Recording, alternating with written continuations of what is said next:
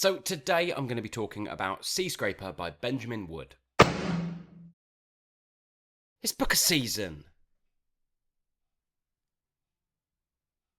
Baby! Set in a fog-shrouded coastal town called Longferry, this novel pretty much takes place over a single day. The novel follows Thomas Flett, a 20-year-old shanker. Shanker, aka shrimp dredger. He spends his days scraping the shoreline, searching for those shrimp in a routine built upon duty passed down from his father and his father's father. However, Tom has aspirations. He wants to be a musician, a folk musician. Tom's world is then shifted by the arrival of Edgar. Edgar is an enigmatic American film director who offers Thomas the chance to be his guide, and perhaps in the process might help reshape Thomas's life. So there you go, that was a very short summary of this novel. Now let's crack into some of those tasty themes. We have creative yearning as an escape, the novel's looking at class and inheritance, and finally possibility, chance, and kind of the shift from external sources. In essence, Thomas is just looking for some form of escape, be it to upgrade from his horse and cart to a boat. He spends a lot of his time on the shoreline with the horse and cart and just, dredging his way through. It's becoming a little bit of a kind of archaic form of shrimping in that sense, and that form of escape might help him get out of the rut he's in. But mainly, the thing he daydreams about is, becoming a singer and achieving something creative, some kind of a creative goals with his life. There's only really three key players in this novel.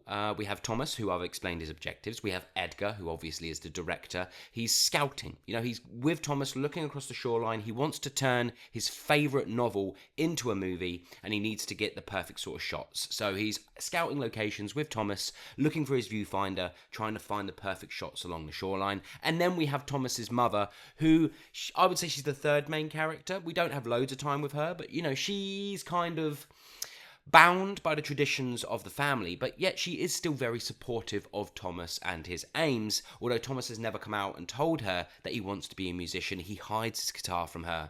No, this is a very simple novel. I would go as far as saying, and you could come at me in the comments if you want to, that this isn't really doing too much thematically, politically, or plot-wise. It's very, very simple. This, for me, is a novel for people who love wonderful, exquisite writing and atmosphere. And my God, do I mean atmosphere, because Benjamin Wood has absolutely captured it beautifully. For most of my life, I have lived by the ocean. I've always bought houses by the ocean. I am a sea person. And the way Benjamin Wood describes the sort of the fog in the morning, the feel of the ocean, the walking across the shoreline, everything he does to bring it to life is beautiful, absolutely exquisite. Right, now before I go too far into starting to talk about things that I liked and didn't like before we've even got to that section, to round up, yes, this is a novel for people who love wonderful writing and the atmosphere and the setting, being kind of in Thomas's mind and going on this journey with him. It's not for people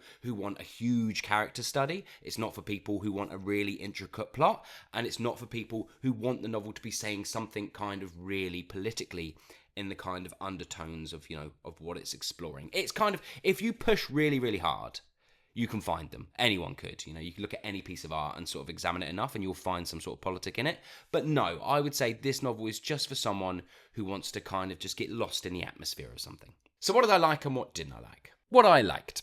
Okay, so there's one big thing, and I've already talked about it, but it is the atmosphere, the kind of salty ocean air, the way that this town, or especially just the shoreline, is brought to life. The house that he lives in with his mother, everything about it, his horse, his car, is dredging along the shoreline. Everything in that sense is so rich and sensory and just beautiful. And there is a fair amount of symbolism going on within this novel. The kind of barriers that Thomas is facing also represent themselves within the shoreline. We've got sink pits, we've got the ocean, he can't cross any further because he's on a horse and cart. We've got these sort of physical barriers that also represent Thomas's own sort of like social economic barriers that are holding him back in that sense. And I thought that was brought to life quite well. The next thing I quite liked is this is a very slow paced novel, which helps add to that atmosphere, which helps add to this slow sort of growth that Thomas is going through, this sort of emotional journey that he's going on, and this sort of understanding of what he wants to be, what he wants to do,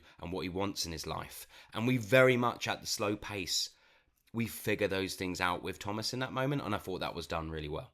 And the final thing I really liked is that this is a very quiet but very elegant novel. And there's something about novels like this being on the long list that I really appreciate, because these are the type of novels that I am never drawn to.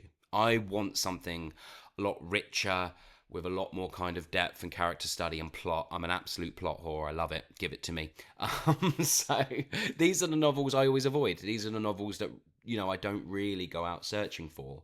But I think these are the type of novels that are crucial to have on a book along list, because these are the type of novels that really show the power of the written word. These are the type of novels that really go, yeah, I can just, from reading a page, I can make you smell it, see it, feel it, and be there.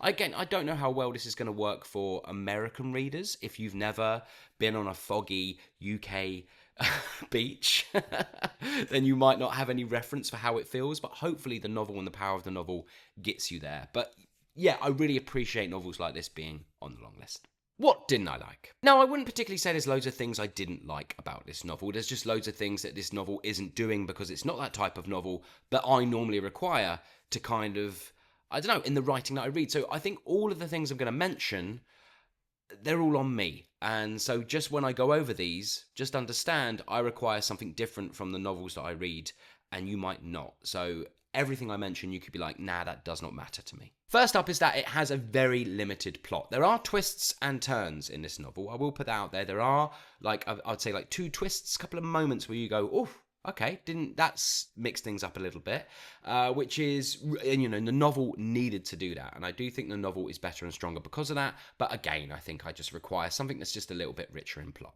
Next up, I feel like the length of this novel doesn't lend itself to really exploring the secondary characters that much. We get such a sort of close connection with Tom, but I don't know, with a novel that is really sort of limited in what it's trying to do, and it's mainly focusing on character, I would have liked a little bit more exploration of the secondary characters. I think what I'm trying to say is Thomas's world is very immersive and very brilliantly done, but because of that and how much time goes into that, it does make the secondary characters feel a little bit thin.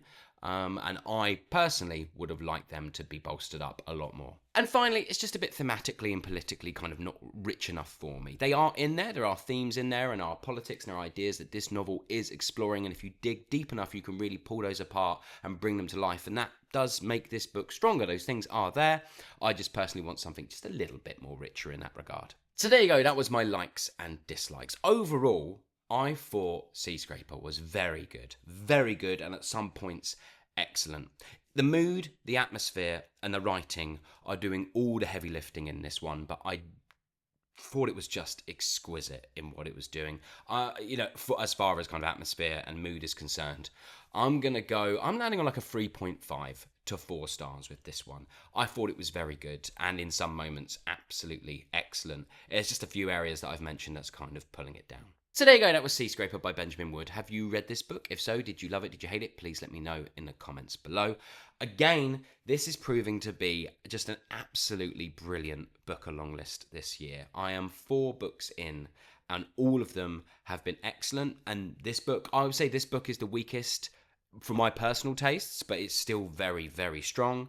And 3.54 stars is still very good to excellent, isn't it? So, yeah, what a list. However, I have finished The South, and we'll talk about that. Thanks very much for watching, everybody. I hope you're well and enjoying whatever you might be reading, and I'll see you all on the next one. Bye.